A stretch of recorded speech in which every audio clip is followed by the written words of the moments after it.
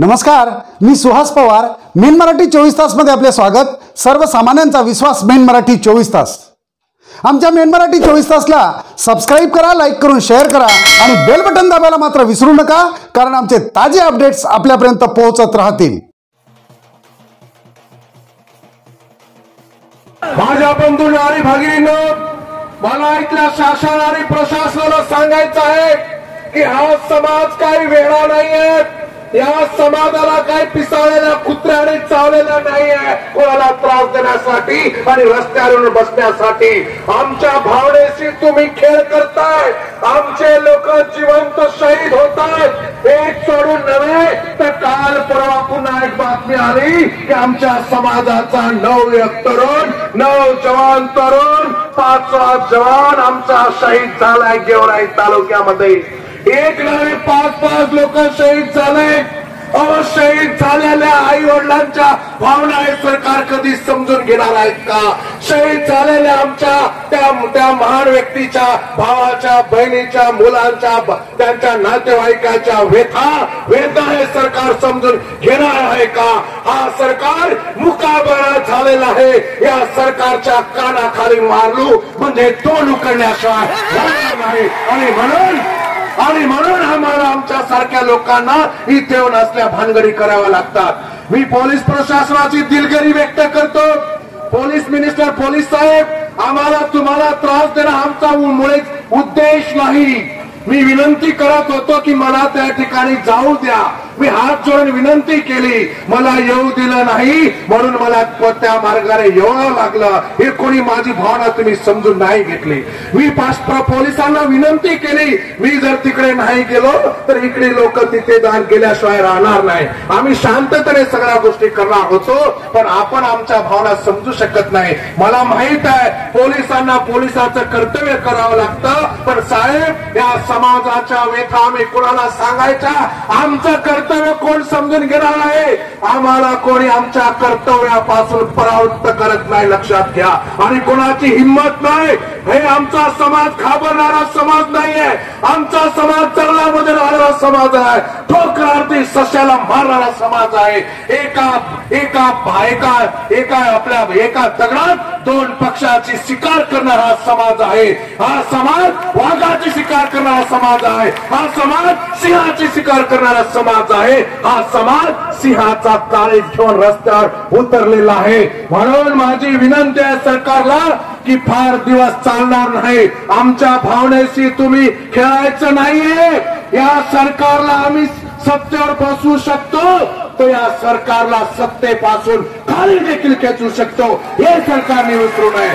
आणि म्हणून या सगळ्या माझ्या बंधूंना आणि भगिनींना मला सांगायचं, माझ्या बंधूंना आणि भगिनींनो, हे सरकार गेंड्याची कातडी घालून बसलेला सरकार आहे. या सरकारला आमच्या वेदना लवकर कळणार नाहीत. मला माहित आहे हे सरकार कुठल्याही आंदोलनाला घाबरत नाही, मोर्चाला घाबरत नाही.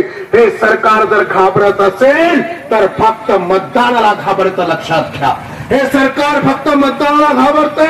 आणि म्हणून तमाम पूर्ण महाराष्ट्राच्या बंजारा समाजाच्या वतीने या सरकारला आम्ही इशारा देतो की लवकरात लवकर आमच्या समाजाची एसटी आरक्षणाची मागणी जर आपण पूर्ण करणार नसाल तर येणाऱ्या जिल्हा परिषद पंचायत समिती आमच्या हातात आहे, लक्षात घ्या. येणाऱ्या जिल्हा परिषद पंचायत समितीला तुम्हाला तुमची जागा आम्ही दाखवल्याशिवाय राहणार नाही. कारण आतापर्यंत संपूर्ण महाराष्ट्रामध्ये 1 नव्हे 2 नव्हे तब्बल 55 आंदोलन झाले. 55 5-9 जवान आमचे तरुण शहीद झाले. 18-19 उपोषण झाले. या सरकारला काही संवेदना आहेत की नाही? या सरकारचं डोकं ठिकाणार आहे की नाही? या सरकारला मी सांगू इच्छितो, खूप झालंय. हा समाज आता साधा भोळा राहिलेला नाहीये. हा समाज भोळा बाबडा राहिलेला नाहीये. या समाजाने या देशासाठी स्वतःचं बलिदान केलेलं आहे. 1857च्या उठावामध्ये या समाजाने स्वतःचे बलिदान त्या ठिकाणी आहुती दिलेली आहे. या समाजाने या देशाला चालवण्यासाठी हायवे मार्ग दिलेले आहेत। या समाजाने या देशातील लोकांना, या देशातील लोकांच्या तोंडाला चव देण्यासाठी मिठाचा व्यापार केलाय आणि मिठाच्या बाबतीमध्ये सांगितलं जातं, ज्याचं खावं मीठ त्याच्याशी राहावं नीट, नाहीतर नीट नाही राहिला तर लक्षात घ्या हा समाज खूप प्रेमळ समाज आहे, जीवाला जीव देणारा समाज आहे। पण या समाजाच्या भावनेशी जर तुम्ही खेळलात तर तुम्हाला तुमची जागा दाखवून दिल्याशिवाय हा समाज राहणार नाही, लक्षात घ्या। आणि म्हणून या महाराष्ट्र सरकारला मी पुन्हा एकदा सांगतो, या भारतातील सरकारला पुन्हा एकदा सांगतो की या समाजाला एसटी आरक्षणामध्ये जाण्यासाठी ज्या ज्या गोष्टी लागतात त्या प्रत्येक गोष्टी या समाजाकडे आहे, सगळे पुरावे या समाजाकडे आहे, सगळ्या प्रकारच्या आयोगाने या समाजाला एसटी आरक्षणामध्ये जाण्यासाठी शिफारसी केलेल्या आहेत। आणि सगळ्यात महत्वाचा मुद्दा या सरकारला मी सांगू इच्छितो, ज्या वेळेला रिऑर्गनायझेशन ऑफ द स्टेट निर्माण करण्यात आलं, ज्या वेळेला एरिया रिस्ट्रिक्शनचा प्रॉब्लेम झाला होता, त्या सगळ्या अनुषंगाने या सरकारला सांगतो की आंध्रातली लोक ज्या वेळेला तेलंगणात येतात, बिहार मधली लोक ज्या वेळेला झारखंड मध्ये जातात, तर आंध्रामध्ये जी सुविधा होती तीच एसटीची सुविधा तेलंगणातल्या लोकांना देण्यात आली आणि बिहार मध्ये ज्या लोकांना एसटी आरक्षणाची सुविधा होती ती सुविधा त्या झारखंड मधल्या लोकांना देण्यात आली। तर मग निजाम स्टेट मधून आलेला हा महाराष्ट्रातील गोरबंजारा समाजाला एसटी आरक्षण तुम्ही का देत नाही, हा माझा खरा सवाल या महाराष्ट्रातील प्रशासनाला आहे। तुम्ही आमच्या पुन्हा सांगतो, या समाजाला तुम्ही आता भोळं भाबडं समजू नका, हा समाज काय आता दूध खेळून आलेला नाही, लक्षात घ्या हा समाज जागृत झालेला आहे।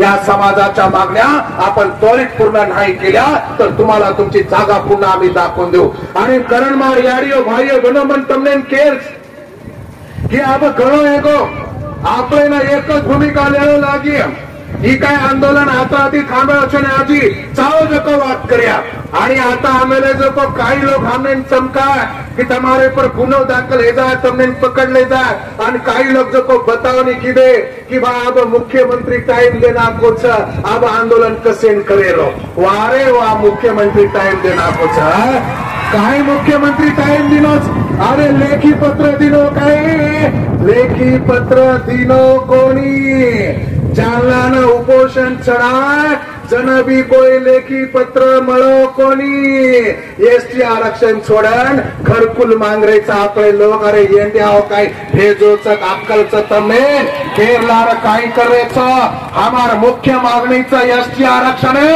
हमने आम्हाला जोपर्यंत महाराष्ट्र सरकार या गोरबंजारा समाजाला एसटी आरक्षण मध्ये समावेश करण्यासाठी सेंट्रल गव्हर्नमेंटला शिफारस करणार नाही तोपर्यंत हा समाज शांत बसणार नाही म्हणजे नाही, ही गोष्ट या शासनाला मला सांगायचं आहे। मुख्यमंत्री टाइम दिनो कारण बातमी होगी पण पत्र भी दकावे कोणी आमच्या मानकांकडे काही लोक दिले पत्र कुठे आहे माहित नाही, शिष्टमंडळ कोण आहे माहित नाही, फक्त वेळा बनवण्याचं काम करतायत। आणि म्हणून या संदेश चव्हाणने निर्णय घेतलाय की पोरियागडला आपला सगळा समाज एकत्र बसला होता, जवळपास 500 ते 700 लोक येऊन त्या ठिकाणी संपूर्ण समाजाच्या वतीने निर्णय घेण्यात आला होता। वो तर निर्णय लिहिले ते कि जे भी करिया सारी मळण भळण करिया, जे भी करिया सेना सोबत लयन करिया।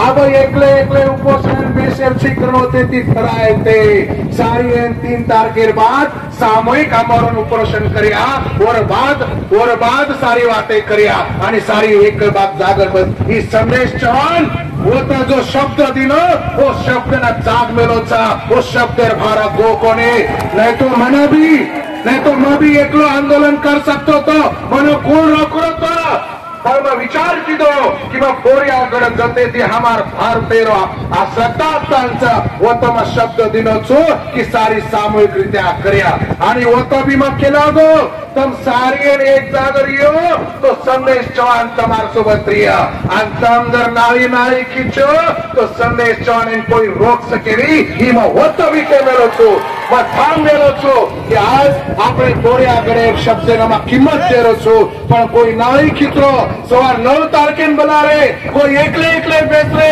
ઈ કાઈ કાવરો છે સમાજેના आणि सारी नाही के जागा लाय सारो कोरियागढे बैठे हमार महंतेर साक्षीती सारी वाते ठराय पण लोक तू फळी निर्माण करे सारो नाळी नाळी बेटन भावनिक पळा ताळेन समाजेर भावनाती खेळ करायचं मार भाईओ सदाशळ गणगोतो ये ती केरी आई करो मत आणि मार केळोच पुरे महाराष्ट्र जत्रा आंदोलन चाल रेचा और माई 99% लोक जे आंग आंग करायचं नाही म्हणून जिल्हा परिषद पंचायत समितीर सपन पडरोच कारण आंग आंग करायचं हा ओळखायचा हा ये लोकोना गाफिल हमें गाफिल मत समजो तम आरक्षण फायदो जर जिल्हा परिषद पंचायत समिति सारू करते हो तो इस समाज तमने तमार जागा दखाड़े शायर रेवा छेनी नाटक करे छेनी ये आंदोलन फायदो सोतार वैयक्तिक स्वार्थे सारू करे छेनी सोताना वदायम लाय सारू करे छेनी